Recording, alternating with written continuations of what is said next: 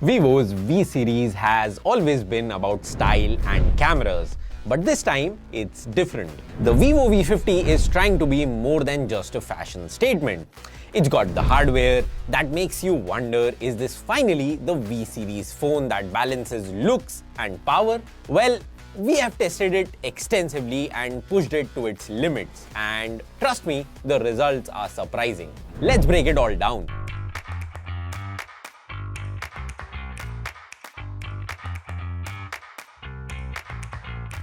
The V50 carries forward Vivo's signature sleek design. The glass back feels premium and the curved edges make it comfortable to hold. It is available in 3 colors: red, titanium grey and starry blue color, which features a 3D holographic star effect that is visible when you hold it against a light source. At around 199 grams and just 7.6 millimeters thick, it's lightweight and easy to use one-handed. In fact, it houses a massive 6000 mAh battery in that slim profile, making it one of the slimmest phone with a battery that large. Like the V40, the V50 also has an official IP68-69 rating, meaning it can handle water and dust resistance. Vivo has improved the haptic feedback this time, making it feel more responsive while typing. Buttons are tactile and well placed. Overall, Vivo's design game is on point and the V50 feels solid and well built. The 6.7-inch display is a quad curved AMOLED panel with minimal bezels, 120Hz refresh rate and a 1.5K resolution. It also features Vivo's new diamond shield glass, which is 50% more drop resistant than previous generations. On paper, it's solid, but how does it look in daily use? Watching content, gaming or just scrolling through social media feels incredibly smooth. We measured a peak brightness of 2260 nits in the auto mode and 184 nits in the manual mode. This means outdoor visibility is great even in direct sunlight and the display can get plenty bright when needed. In our display test, the Vivo V50 managed an average delta E of 1.1, which validates its color accuracy in the professional color mode. The standard and bright modes impact the blue and red tones and are less accurate than the professional mode. Overall, the colors are vibrant, but unlike some competing phones, there's no Dolby Vision support. HDR content still looks good whether you are watching a video on YouTube or your favorite OTT platform. The 120Hz refresh rate ensures smooth scrolling and a responsive gaming experience. The performance of the V50 is an area I believe Vivo could have added some value over the V40 by maybe upgrading its chip. But it is powered by the Snapdragon 7 Gen 3, the same as the Vivo V40 and the Vivo V30 before that. So it's been over 2 generations with the same chip, and of course, we can look at it as fixing something that's not broken. But in the case of V50, I think Vivo missed the bus. Don't get me wrong, my experience with the V50 has been decent, apps opening quickly, multitasking is smooth with fast load times.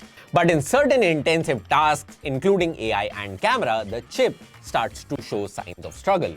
There are occasional slowdowns when processing AI-driven tasks like object removal, and in the camera app when using tools like the night mode and portrait processing takes a noticeable extra second to finalize. In synthetic benchmarks, the V50 offers similar performance as the V40, putting it in line with other Snapdragon 7 Gen 3 phones like the Moto Edge 50 Pro.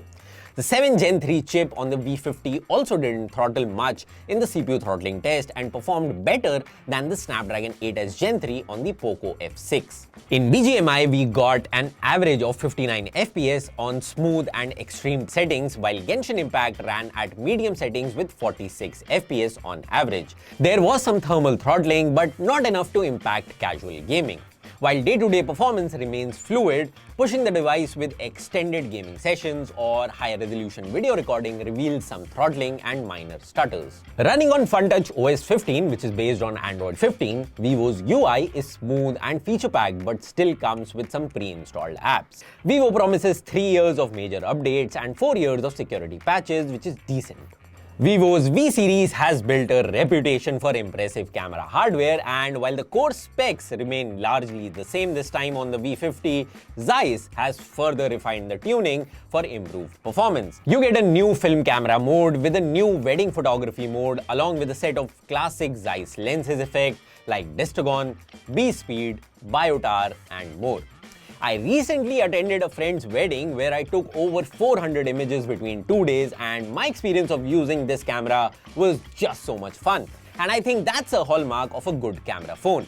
Have a look for yourself. The camera on the V50 features the Zeiss multifocal portrait system with 3 focal lengths, giving you more flexibility whether you are shooting up close or from a distance. The 50-megapixel primary camera delivers sharp, well-exposed images in daylight.